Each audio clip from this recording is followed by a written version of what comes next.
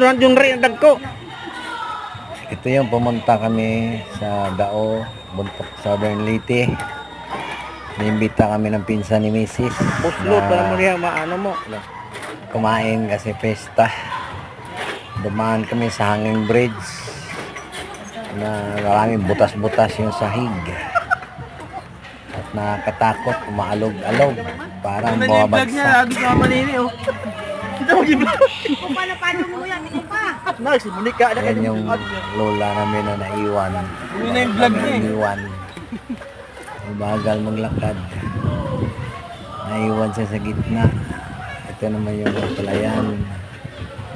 Palayan, napakagandang view.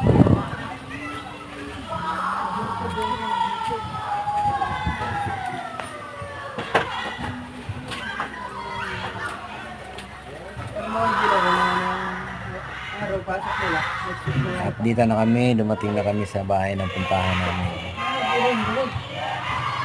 Medyo maraming bisita. Tatlong sasakyan na dumating, bisita nila. Please like and subscribe. Salamat.